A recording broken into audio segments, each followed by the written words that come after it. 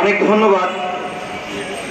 ভারতীয় গণমাধ্যম বাংলাদেশকে যুদ্ধের ভয় দেখায়, সারাক্ষণ বলে মিসাইল রেডি, 38,000 সৈন্য রেডি, শুভেন্দু অধিকারী ঢুকে পড়বে। আমি বলি, ভারত স্বতন্ত্রভাবে কখনো যুদ্ধ করার কোনো অভিজ্ঞতা নাই, কিন্তু বাংলাদেশের আছে। বাংলাদেশ যুদ্ধ করেই স্বাধীন হয়েছে। ভারত স্বাধীনতা পেয়েছে টেবিল বৈঠকের মাধ্যমে, আর আমরা স্বাধীনতা পেয়েছি লড়াই করে, জীবন দিয়ে। এই 24 সালেও আমরা স্বৈরাচার হাত থেকে মুক্ত হয়েছি যুদ্ধ করে, লড়াই করে। আমাদেরকে এরা যুদ্ধের ভয় দেখায়। আমি বলি, গলা নামাও, চোখ ছোট করো। যদি চোখ ছোট না করো, গলা না নামাও, গলা নামানোর আমরা ব্যবস্থা করব। গত কয়েকদিন ধরে ভারতের গণমাধ্যমগুলো মায়ানমার নিয়ে আমাদেরকে হুমকি দিচ্ছে। পরে তারেক ভাই পরে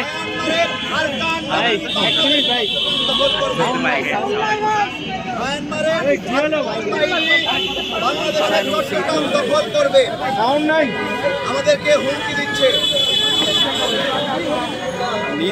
হুমকি দিচ্ছে। চট্টগ্রাম দখল করে নেবে আরাকান বাহিনী। আমি বলছি, আরাকানের মায়ানমারের ওই বাহিনী বাংলাদেশের বিরুদ্ধে আগানোর মিনিমাম সাহস নাই। একবার মায়ানমারের সঙ্গে বাংলাদেশের লড়াই হয়েছিল। সেই লড়াই বাংলাদেশের বিজিবি, বাংলাদেশের সেনাবাহিনী মায়ানমার বাহিনীকে এমন দৌড়ানি দিয়েছিল, আর কোনোদিন বাংলাদেশের দিকে তাকানোর সাহস পায় নাই। আরে মায়ানমারের সেনাবাহিনী মাঝে মাঝে বাংলাদেশের কাছে আশ্রয় নেয়। এসে মায়ানমারের যে যখন বিপদে পড়ে বাংলাদেশে এসে আশ্রয় নেয়, আমরা এটা দেই। এটা আসলে ভারতের গণমাধ্যম কেন দুশ্চিন্তা। বিষয়টা আসলে চট্টগ্রাম দখল না, এটা ভারতের কিছু একটা অংশ দখলের একটা আয়োজন চলতেছে। এটা ওরা বুঝতে পারছে। বুঝতে পারে মানে ওই যে টাওয়ারে মুরগি আছে না, টাওয়ারে মুরগি দেখছেন? হ্যাঁ, এই যে খালি মাথা ঘুরায় ঘুরায় এরকম করে ভারতের গণমাধ্যম গুলো এরকম মাথা ঘুরায় ঘুরায় নাচতেছে। হায় হায়, কি হলো? বাংলাদেশ কেন কিছু করে না?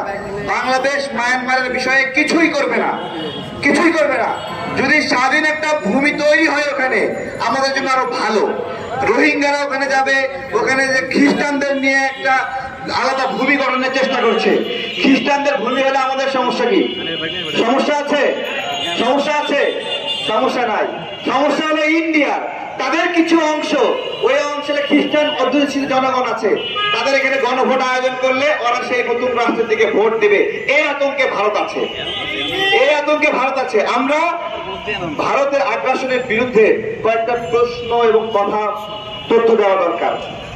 প্রিয় ভাইয়েরা, আমাদের এই দেশ এই মুহূর্তে কত লক্ষ বেকার? আমাদের শিক্ষিত বেকার, অনার্স পাস করা 28 লক্ষ বেকার, এবং আলাদাভাবে অনার্স পাস করার না এইরকম বেকারের সংখ্যা কত? 4,81,00,000। গতদিন আমাদের একজন উপদেষ্টা বললেন 10 লক্ষ ভারতীয় বাংলাদেশে আছে।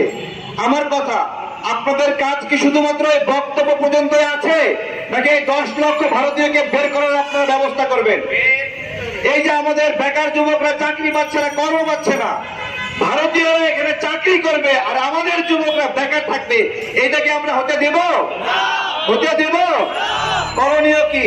প্রত্যেক কারখানায় খোঁজ লাগান, কে কয়টা ভারতীয়কে নিয়োগ দিয়েছে, আমাদেরকে খবর দেন। আমরা বিশেষ টিম গঠন করব এগুলোকে ভারতে পাঠানোর জন্য। কাউকে রাখবো না, একটা করে বের করে দেব। যতক্ষণ না পর্যন্ত ভারতের আগ্রাসন বন্ধ না হবে, ততক্ষণ পর্যন্ত এই লড়াই চলবে। সব শেষে বলি, বাংলাদেশকে প্রস্তুতি নিতে হবে। বাংলাদেশের আশেপাশে যতগুলো বাঁধ দিয়েছে ভারত, সেই বাঁধগুলো ভেঙে দেওয়ার প্রস্তুতি নিতে হবে। 1971-এর মতো প্রস্তুতি নিতে হবে, যেভাবে 71-এ 20 কালভার্ট ভেঙে দিয়েছিল আমাদের মুক্তিযোদ্ধারা, ওইভাবে আমাদের এই উদ্যোগ নিতে হবে যে আমরা ভারতের তৈরি করা এই ড্যামগুলো আমরা ভেঙে দিব, বোম মেরে উড়ে দিব, অ্যাটম বোম মেরে উড়ে দিতে হবে। এইটা মানবাধিকার পরিপন্থী, এইটা দেশের পরিপন্থী, বাংলাদেশের অধিকার পরিপন্থী, বিশ্ব জলবায়ুর যে নীতি সেই নীতির পরিপন্থী। সুতরাং এই ধরনের অবকাঠামোগুলো ভেঙে দেওয়া যুক্তিযুক্ত। আমি সরকারকে বলবো 6 মাস সময় পেয়েছেন, এই 6 মাসে এখনো কেন তিস্তার পানি চুক্তি নিয়ে মামলা আপনারা করলেন না? এখানে ভাড়াটাবাদ নিয়ে মামলা আপনারা করলেন না? আমরা আর মুখে কথা শুনতে চাই না। আমরা এমন একটা সরকার চাই যারা আন্তর্জাতিক আদালতে গিয়ে মামলা করার হিম্মত রাখে, যারা আন্তর্জাতিক আদালতে ভারতের সীমান্ত নাগরিক হত্যার হিম্মত রাখে। কোনো যুদ্ধ নাই, যুদ্ধ ছাড়াই গত 16 বছরে 1100 জন মানুষকে হত্যা করেছে। আমরা বিএসএফ কে বলতে চাই, তোমরা যদি এটা বন্ধ না করো, আমরা তোমাদেরকে সেই পরিণতি ভোগ করাবো যেটা তোমরা আমাদেরকে যুদ্ধ ছাড়াই আমাদের নাগরিককে হত্যা করেছো। তোমরা যদি আরেকটা লাশ ফেলো, আমরা দরকার হলে লোক ভাড়া করে একটা বিএসএফ কে আমরা শেষ করবো যদি বাংলাদেশের সীমান্ত নাগরিক হত্যা বন্ধ না হয়। আমরা এর আগে 2 লক্ষ টাকা পুরস্কার ঘোষণা করেছিলাম যে বিএসএফ এর খুনিদেরকে যদি আটক করতে পারে, গ্রেপ্তার করতে পারে, হত্যা করতে পারে, আমরা 2 লক্ষ টাকা পুরস্কার দেব।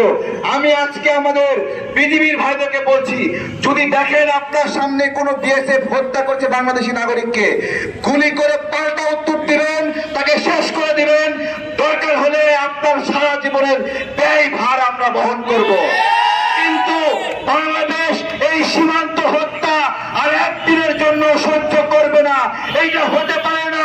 বিশ্বের আর কোন দেশের সীমান্তে এভাবে মানুষ হত্যা করা হয় না। আমরা অনেকে প্রশ্ন করবেন, হঠাৎ করে ভারত হটাও বাংলাদেশ বাঁচাও কেন বললাম? আমরা হঠাৎ করে বলবো, ঘুমের করে বলবো, নামাজের পরে বলবো, জুমার পরে বলবো, ভারত হটাও বাংলাদেশ বাঁচাও। সবাই বলেন, ভারত হটাও, ভারত হটাও, ভারত হটাও। এবং ভারতের দালালি যে সকল রাজনৈতিক কর্মীরা করছে তাদেরকে সাবধান করে দিচ্ছি, আপনাদেরকে ওই পথ থেকে আমরা সরাবই, প্রতিশ্রুতিবদ্ধ হচ্ছি। যারা যারা যে দল থেকে সর্বোচ্চ পদে থেকে বড় পদ থেকে ভারতের দালালি করছেন ক্ষমতার জন্য, ওই পদে আমরা থাকতে দেব না। আপনি দল হতে পারেন, আমরা থাকতে দেব না। পাশাপাশি প্রথম আলো, ডেইলি স্টার সহ যে সকল গণমাধ্যম ভারতের দালালি করছেন, আমরা এখনো আপনাদের পত্রিকা বন্ধ চাইনি, কিন্তু এমন কিছু করবেন না আমাদেরকে বলতে হয় প্রথম আলো বন্ধ করতে হবে, ডেইলি স্টার বন্ধ করতে হবে। আপনারা সংশোধন হন, আমরা সুযোগ দিচ্ছি। আপনারা কিভাবে সাহস করবেন? আমরা গরু জবাই করে প্রথম আলোর সামনে জিয়াফত করছি, ওরা পাঠা বলি দিয়ে আবার জিয়াফত করে। সাহস কত বড় দেখছেন নি? আমার কথা, তার মানে আমাদের গরু জবাই করা সঠিক ছিল। তুই যেহেতু পাঠা বলি দিছস, তাই না? পাঠা বলি যেহেতু প্রথম আলো দিছে, সেহেতু গরু জবাই করা সঠিক ছিল কিনা বলেন? সঠিক ছিল। এগুলো বুঝতে হবে। আমরা আমাদের মিছিল শেষ হবে। আজকে প্রোগ্রামের আমাদের প্রধান অতিথি ইরান ভাই বক্তব্য রাখবেন। ভাইয়ের বক্তব্য পরে আমরা মিছিল নিয়ে এখানে চলে যাব।